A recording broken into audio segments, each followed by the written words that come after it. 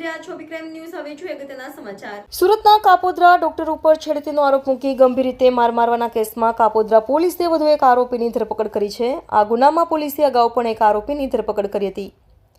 આ અંગે કાપોદ્રા પોલીસ મથકના પીઆઈએ જણાવ્યું હતું કે સુરતના કાપોદ્રા વિસ્તારમાં આવેલ ફ્લોરલ હોસ્પિટલના ગાયનેકોલોજીસ્ટ ડોક્ટર પ્રતીક માવાણી ઉપર રિસેપ્શન ઉપર કામ કરતી યુવતીએ છેડતીનો આરોપ લગાવ્યો હતો અને પરિવારજનોને જાણ કરી હતી, જેથી યુવતીના પરિવારજનો અને અન્ય સમૂહ તેમની સાથે ઘટના સ્થળે પહોંચ્યા હતા અને ડોક્ટર ઉપર ગંભીર રીતે હુમલો કરી મારામારી કરી હતી, જેથી ડોક્ટર પ્રતીક માવાણીને માથાના ભાગે ગંભીર ઇજાઓ પહોંચતા તેમને સારવાર હેઠળ ખસેડવામાં આવ્યા હતા।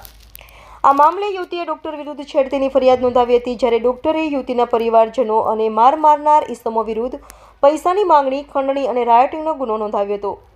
આ ઘટનામાં મારામારી ત્યાં લાગેલા સીસીટીવી કેમેરામાં કેદ થઈ હતી, જેના આધારે પોલીસે વધુ એક આરોપીની ધરપકડ કરી છે।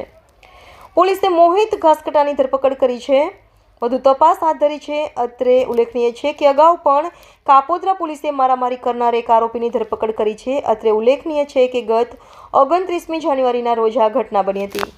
રિપોર્ટર નૈતિક રેશમવાળા, સુરત। ગઈ તારીખ 29 ના રોજ કાપોદ્રા પોલીસ સ્ટેશનમાં નાના વરાછા ખાતે આવેલ ફ્લોરલ હોસ્પિટલ ખાતે રિસેપ્શનિસ્ટ તરીકે કામ કરતી યુવતી એ પોતે એવી એમના જાહેરાત કરેલી કે ડૉક્ટર પ્રતીક માવાણી જે ગાયનેકોલોજીસ્ટ છે, ડૉક્ટર જે વિઝિટિંગ ડૉક્ટર છે, એના દ્વારા એમની છેડતી કરવામાં આવેલી।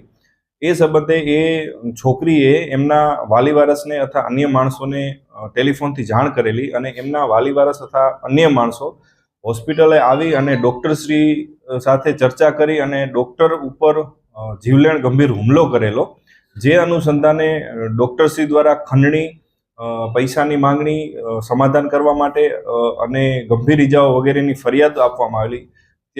એ જ સમયે છોકરી દ્વારા પણ ડૉક્ટર વિરુદ્ધ છેડતીની ફરિયાદ આપવામાં આવેલી।